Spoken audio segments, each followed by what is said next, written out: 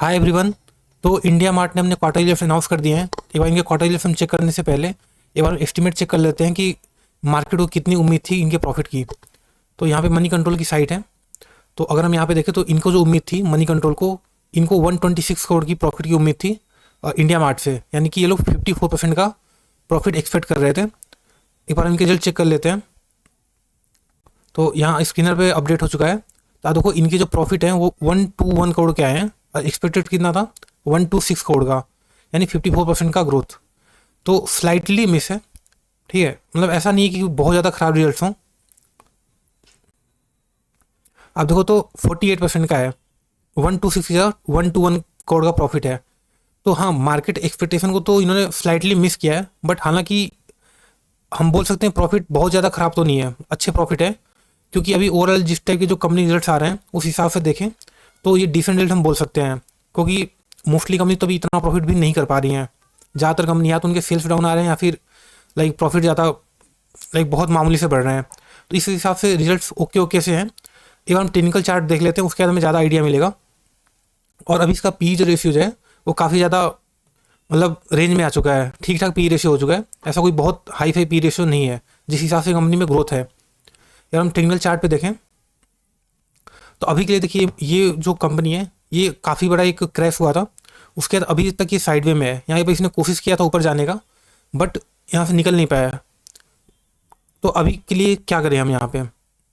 तो इसका जो रिसेंट सपोर्ट था वो रिसेंट सपोर्ट करीब ये जोन में था, ठीक है। ये जो तो यहाँ से एक रही दिन बाद यहाँ पे इसने 2-3 बार सपोर्ट लिया था और फिर अगेन यहाँ से ऊपर जाने की कोशिश कर रहा था। लास्ट क्वार्टर जब नंबर खराब आए थे और बिजनेस अपडेट भी खराब थी इनकी, तो यहाँ पे इनका क्रैश हुआ था। एक दिन में करीब 20% गिरा था। उसके बाद देखो तो ये अगेन उस सपोर्ट को तोड़ के नीचे आ चुका है। तो अगर मान लीजिए मार्केट को नंबर्स बहुत अच्छे भी लगे, ठीक है, अगर नंबर्स बहुत भी अच्छे लगे तो भी हो सकता है कि ये इस सपोर्ट को ब्रेकआउट ना दे पाए। मतलब यहाँ से लेट से एक दिन के लिए हो सकता है कि मान लो यहाँ से यहाँ तक चला जाए, ठीक है, जो 9-10% है। बट अगेन यहाँ से सेलिंग हो सकती है। अब फिर से बोला हो सकती है, ऐसी 100% श्योरिटी नहीं है। तो अगर मान लीजिए यहाँ से अगर और नीचे आए तो ये यहाँ पे आ सकता है करीब 1900 से 2000 के आसपास का लेवल। तो अगर आप इस कंपनी में इन्वेस्ट करना चाहते हो तो मेरे हिसाब से ये जो जोन है ये काफ़ी अच्छा जोन है। मतलब ये जो दो लाइन दिख रही है 2500 से लेकर 2000 के बीच का, इस जोन के अंदर आप खरीदारी कर सकते हो। अच्छा, अगर मान लीजिए मार्केट को नंबर बहुत ज़्यादा पसंद आ गए और ये ब्रेकआउट देकर ऊपर भाग गया, फिर क्या कर सकते हैं। तो देखिए कभी भागते हुए चीज़ को नहीं चेंज करना चाहिए। अगर इन केस अगर वो बहुत ज़्यादा ऊपर चल गया तो आप उसको जाने दीजिए और कुछ टाइम बाद जब वो नीचे गिरे उसके बाद आप धीरे धीरे एक्यूमुलेट करते रहिए। अगर आप भागते हुए शेयर को, जैसे मान लीजिए ये जो रैली थी यहाँ पे, अगर किसी ने यहाँ इस भागते हुए में इन्वेस्ट किया था तो बहुत ज़्यादा फंसा होगा काफ़ी लंबे टाइम तक। इसलिए कभी इसमें इन्वेस्ट मत कीजिए। जब नीचे आता उस टाइम इन्वेस्ट करना चाहिए। अभी मेरे हिसाब से ये जो जोन है अच्छा जोन है बाइंग के लिए, ठीक है। और आप लॉन्ग टर्म में एक्यूमुलेट कर सकते हैं अगर आपको कोई कंपनी पसंद है तो। ठीक है, इस कंपनी के जो ओनर हैं मिस्टर दिनेश अग्रवाल, जो सीईओ भी हैं, मतलब उन्होंने 1996 में कंपनी स्टार्ट की थी जिसमें इंटरनेट भी नहीं होता था। और एक B2B कंपनी है, ठीक, बिजनेस टू बिजनेस कंपनी है।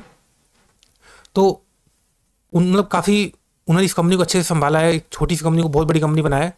तो आप उनके बारे में पढ़ सकते हो, काफ़ी मतलब आपको जानने को मिलेगा, सीखने को मिलेगा, ठीक है। तो ये कंपनी अगर हम एक बार फंडामेंटली चेक कर लें, जैसे अगर आप यहाँ पे देखो तो अगर सेल्स में देखें कंपनी के,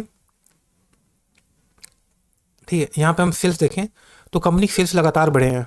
अब देखो तो 2015 में ये कंपनी 176 करोड़ के सेल्स करती थी और आज 1300 करोड़ पे पहुँच गई है। तो यहाँ से करीब 7-8 टाइम्स का ग्रोथ है।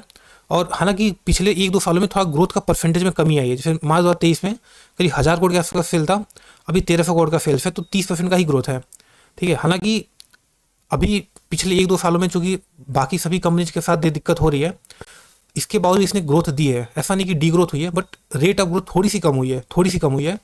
बट ये सब चीज़ चलती रहती हैं। अगर आप प्रॉफिट देखो तो प्रॉफिट ये कंपनी देखो आज से 5 साल पहले इधर 20 करोड़ 147 करोड़ इसके आसपास में प्रॉफिट करती थी, आज 470 करोड़ पे जा चुकी है। तो प्रॉफिट में भी कंटिन्यूस इंक्रीज है। हाँ, लास्ट 3 ईयर्स में आप देखो तो प्रॉफिट वो थोड़ा कम हुआ है 6% का। अगर हम बैलेंस शीट चेक कर लेते हैं, बैलेंस शीट सबसे इंपॉर्टेंट होती है किसी भी कंपनी के लिए, ठीक। कंपनी का सर्वाइवल उसके बैलेंस शीट पर डिपेंड करता है। अब रिजर्व देखिए कंपनी के पास, रिजर्व का मतलब कंपनी अपना खुद का पैसा कितना है।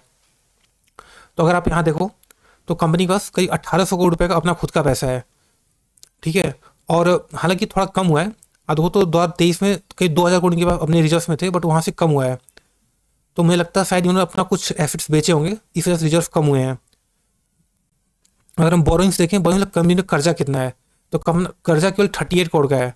तो जिस कंपनी को 1800 करोड़ रुपये अपने खुद के पास हो और केवल 38 करोड़ कर्जा है, तो इस हिसाब से बहुत ही कम कर्जा है, ठीक है, लगभग ना के बराबर। इसके अलावा